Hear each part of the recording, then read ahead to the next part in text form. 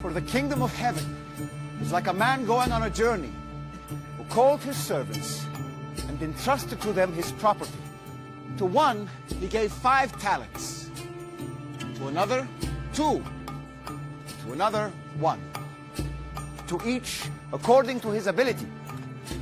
Then he went away. He who had received the 5 talents went at once and traded with them. He made 5 talents more. So also he who had 2 talents made 2 talents more. But he who had received the 1 talent went and dug in the ground and buried.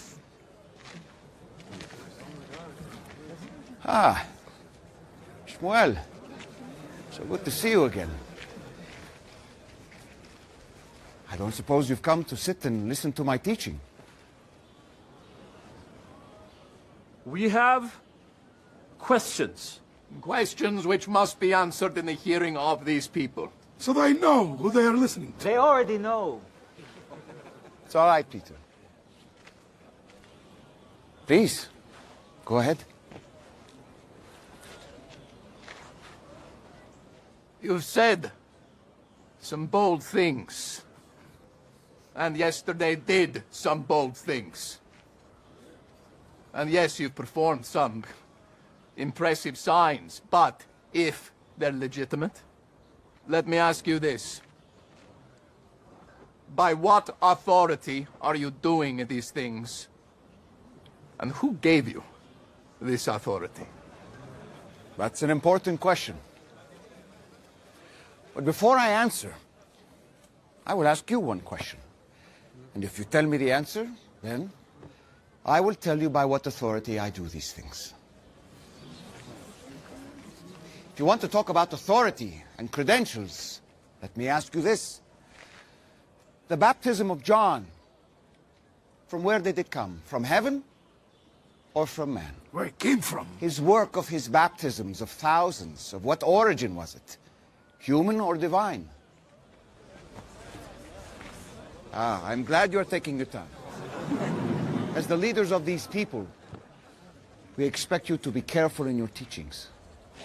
It's a trap. If we say John's authority came from We heaven, will ask why didn't we believe him? But if you say from man, the people will stone us to death because they are convinced that John was a prophet. We can't win. I am not getting stoned to death. Just say you don't know. How could we know? We can be honest.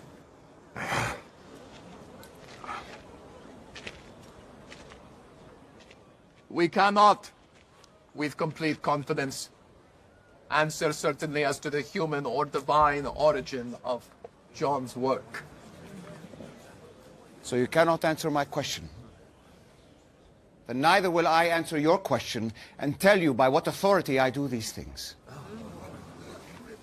I have another story for you. Listen carefully.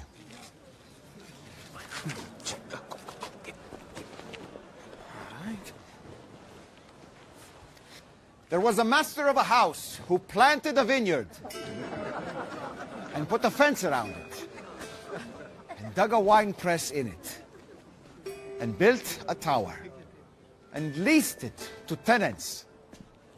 Then went into another country. Shalom, shalom.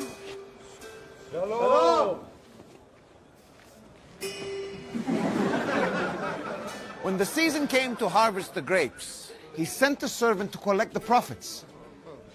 But the tenants took him and beat him and sent him away empty-handed.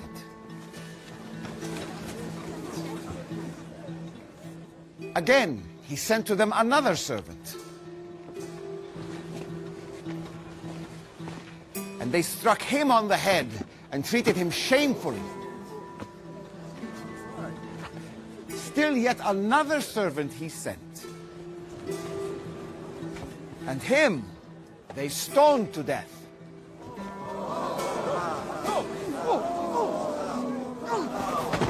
Oh, that looks painful. He is quite dead. Finally, the master sent his son to them, saying, Surely they will respect my son. But when the tenants saw the son, they said to themselves, This is the heir. Come, let us kill him, so that this inheritance may be ours. How would that work? Well, since the owner is out of the country, if we eliminate the heir, we can seize control of the vineyard ourselves and collect the profits.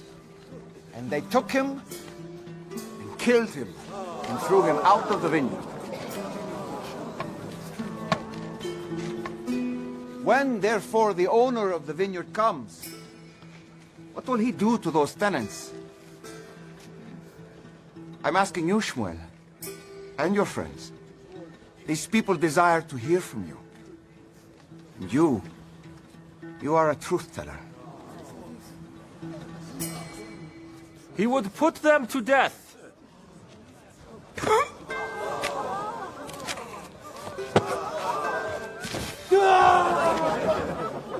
He then entrusts the vineyard to others, yes?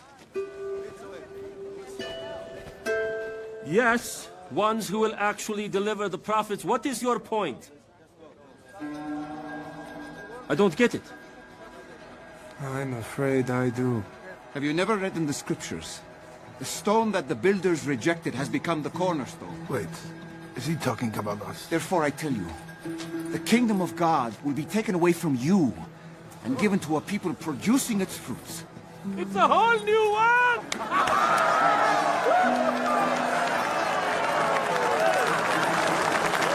He should be arrested by the temple guards for such slander, but the crowds would never allow it. Now is the time to do what Caiaphas has been talking about. We need to get him to say things either the people or our occupiers won't like. Yes, yes, ask him about the taxes. Gadara, there are Roman soldiers just outside. Can you go and make sure they're listening carefully, that we might have a criminal here? Why? They can't come into this court, but if he delivers the answer to my question the people want to hear, they'll arrest him when he leaves. And when he can't fight back, he will be exposed. Everyone, please, please. I have an important and respectful question to ask this rabbi. And it pertains to every single person here, to your day-to-day lives.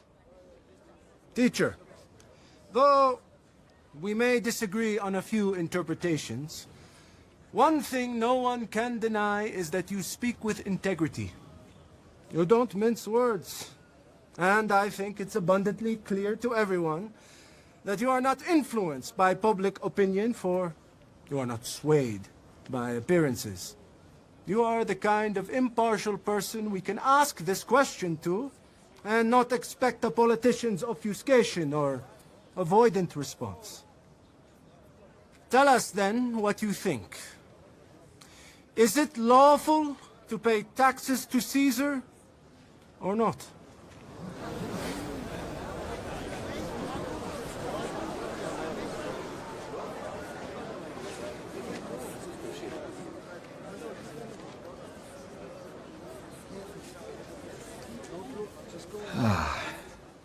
You want to put me to the test. All right. Show me the coin for the tax to Rome. A denarius, somebody. Anybody.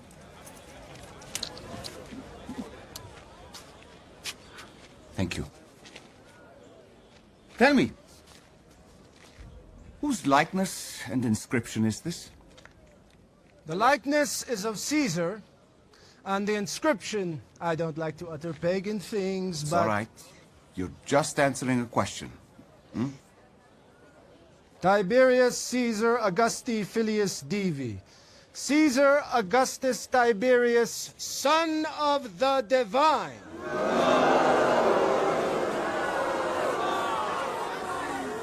The answer to his question is obvious, yes? How can we justify paying taxes to someone we find blasphemous? See, who led the revolt over this issue over 30 years ago? Judas of Galilee. Judas of Galilee, the founder of the Zealots. You all still appreciate his resistance. We shouldn't be giving money to this occupying power who has no right to God's land. That would be the obvious answer. Caesar identifies as the son of a god. However, so what? Just because it's written on a coin doesn't make it true. How can we be the chosen people of the one true God and yet pay taxes to a pagan who claims to be divine? Paying your taxes doesn't mean affirming his claim of divinity. It means funding things like well-maintained roads and Rome's protection of this country from foreign invasion. In the end, this is God's world.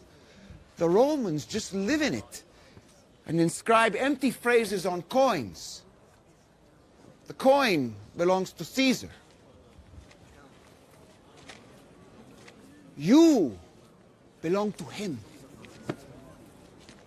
Therefore, render to Caesar the things that are Caesar's, and to God the things that are God's.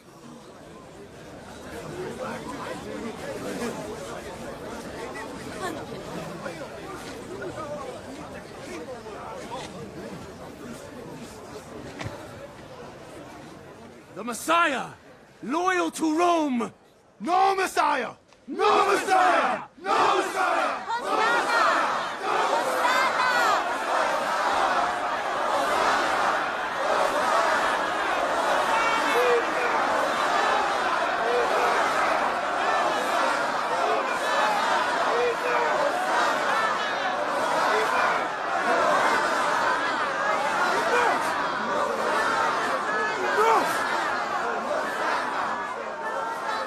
Finish the story about the talents.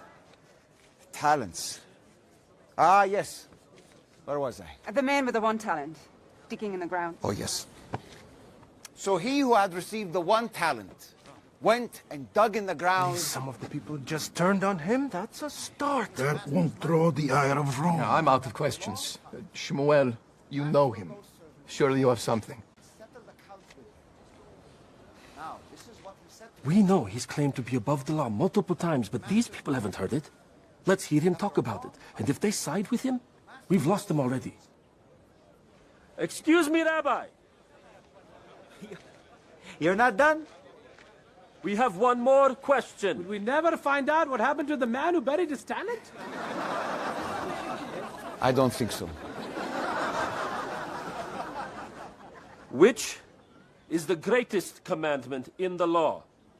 That's easy.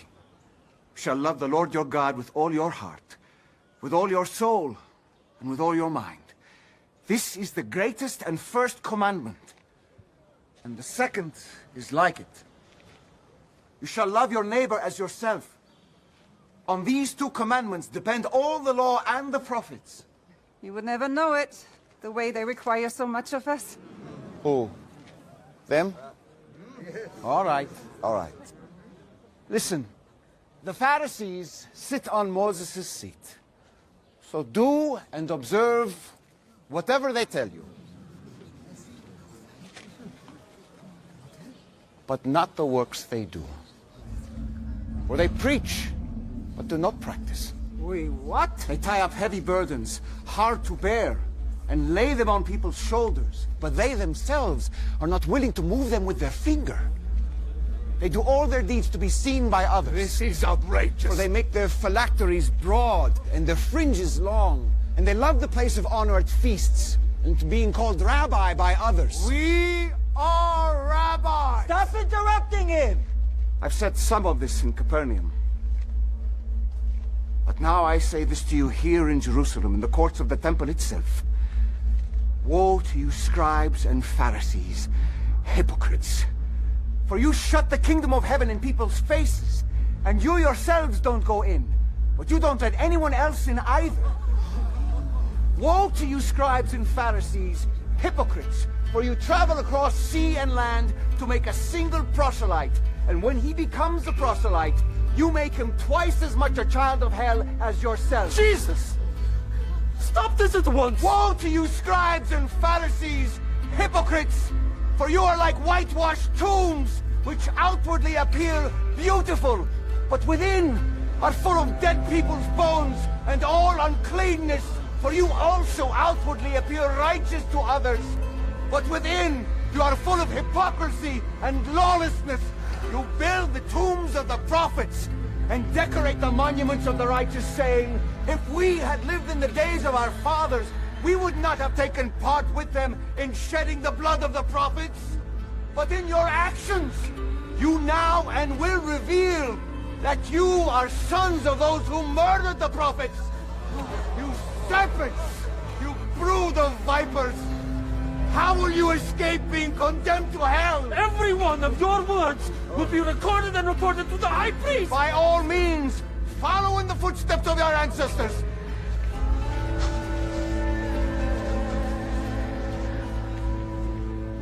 He's inviting them to kill him.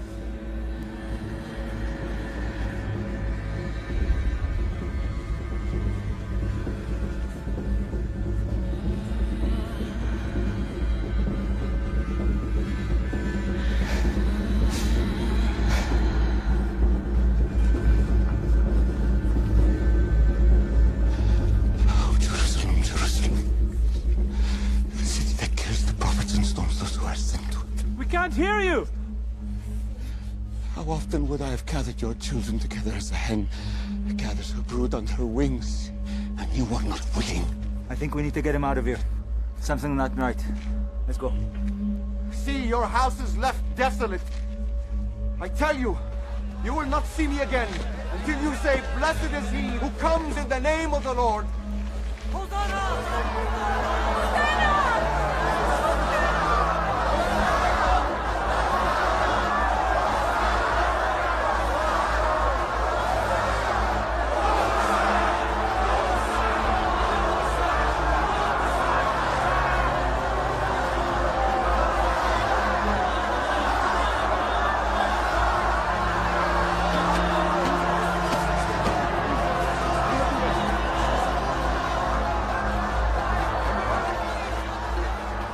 Master, what is it?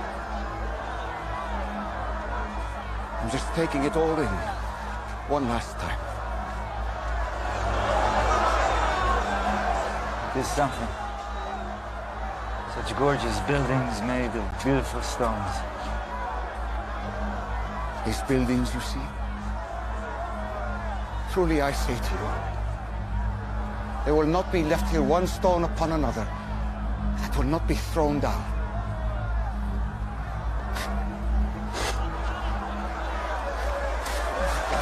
Everybody, stay back. Stay back.